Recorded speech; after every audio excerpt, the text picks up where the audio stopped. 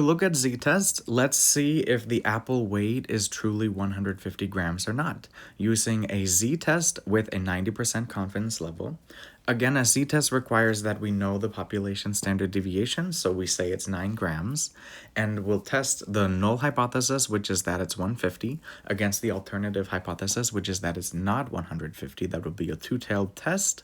So we'll take a sample of 36 apples with a sample mean of 153 grams, and we'll calculate our z-score and then our p-value to find out if we should reject the null hypothesis or not. Again, we reject the null hypothesis if the p-value is less than our significance level alpha. Here's how to use the Ti-84 calculator to perform a z-test. First, we'll go into Stat, and then we'll go over with the right arrow button to the Tests tab, and we'll click Enter for the z-test. And then we'll put in our statistics if we have them. If we have data, we'll talk about that later. But if we have statistics, we'll put in our null hypothesis that we think the mean is, for example, 150 grams. We're given the known population standard deviation, sigma, of 9 grams. Then we know we have a sample of 36 apples with a sample mean of 153 grams. So that's our x bar is our sample mean, and our n is 36 apples. Then you choose from these which one you'd like to test if you think it's not equal to the given mean. If it's less than or greater than the given mean, you have your 3 alternate hypotheses here. I'll go with not equal to for this example. Then we'll go down, and for this we'll press calculate. Then we'll get our p-value, which is the most important thing. Everything else you already put in, except z-score, which is calculated for you. The p-value comes from this z-test statistic. So here's your test statistic.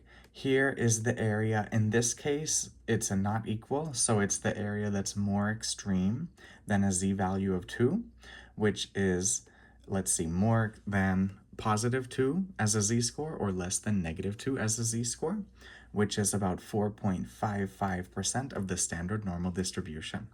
So this p-value is less than 0.05. So if we had an alpha of 0.05, meaning a confidence level of 95%, we would reject the null hypothesis. If we needed some more strict requirement, if we had an alpha of 0.01 or a 99% confidence level, we would not reject the null hypothesis, because we only reject the null hypothesis if the p-value is less than our significance level alpha. Now let's say, as another example, if we knew that we had a bunch of heights to test whether the average height is 68 inches or not, well, we would put that in our data. So we'll go into Stat and then Edit, Enter.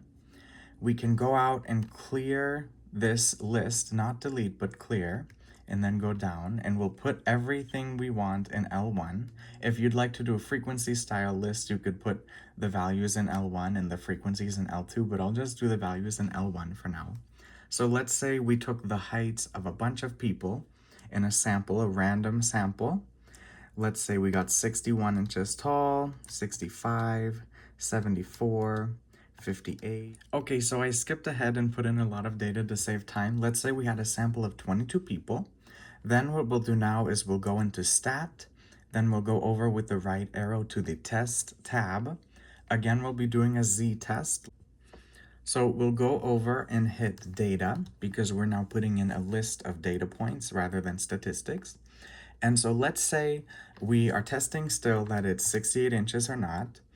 And then let's say the population standard deviation is 3 inches. This is kind of an unrealistic assumption, because if you know the population standard deviation, why wouldn't you know the population mean? But that's okay. We'll just test it for the sake of learning. Then let's say our list is L1. If you need that name, you just do second stat, which will go into list, and then you have all the names you can pick, whichever one you put it in. I'll put L1 here. I didn't do a frequency list, so the frequencies are all 1.